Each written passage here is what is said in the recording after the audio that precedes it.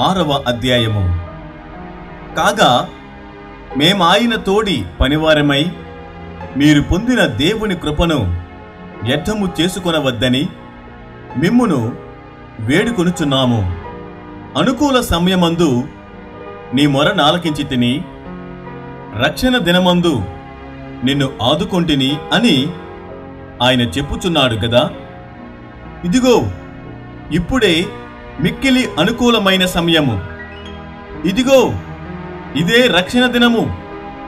మా పరిచర్య నిందింపబడకుండు నిమిత్తము ఏ విషయములోనైనను అభ్యంతరమేమయు కలుగజేయక శ్రమలయందును, ఇబ్బందులయందును, ఇరుకులయందును, దెబ్బలయందును, చెరసాలలలోను, అల్లరులలోను, ప్రయాసములలోను, జాగరములలోను, ఉపవాసములలోను మిగుల ఓర్పు గలవారమై పవిత్రతతోను, జ్ఞానముతోను, దీర్ఘశాంతముతోను, దయతోను, పరిశుద్ధాత్మ వలనను నిష్కపటమైన ప్రేమతోను, సత్యవాక్యము చెప్పుట వలనను, దేవుని బలము వలనను, కుడి ఎడమల నీతి ఆయుధములు కలిగి ఘనతల వలనను, సుకీర్తి దుష్కీర్తుల వలనను దేవుని పరిచారకులమై ఉండి అన్ని స్థితులలో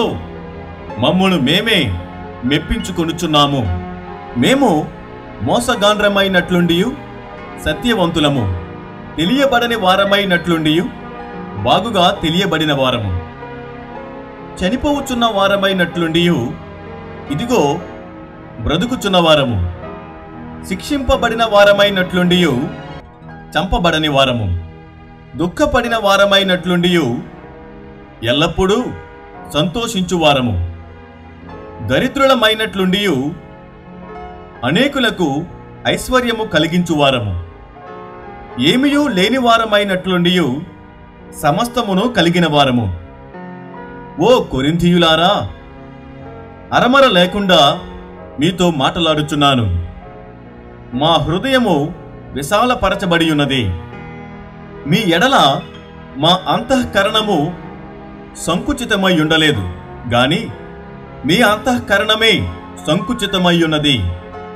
మీ ఎడల మాకున్న అంతఃకరణమునకు ప్రతిఫలముగా మీరును మీ హృదయములను విశాలపరచుకొనుడి. మీరు నా పిల్లలని మీతో ఈలాగు చెప్పుచున్నాను, మీరు అవిశ్వాసులతో జోడుగా ఉండకుడి. నీతికి దుర్నీతితో ఏమి సాంగత్యము? వెలుగునకు చీకటితో ఏమి పొత్తు? క్రీస్తునకు బెలియాలతో ఏమి సంబంధము? అవిశ్వాసితో విశ్వాసికి పాలెక్కడిది? దేవుని ఆలయమునకు విగ్రహములతో ఏమి పొందిక? మనము జీవము గల దేవుని ఆలయమై ఉన్నాము. అందుకు దేవుడిలాగు సెలవిచ్చుచున్నాడు, నేను వారిలో నివసించి సంచరింతును, నేను వారి దేవుడినై యుందును, వారు నా ప్రజలై యుందురు. కావున మీరు వారి మధ్య నుండి బయలువెడలి ప్రత్యేకముగా ఉండుడి.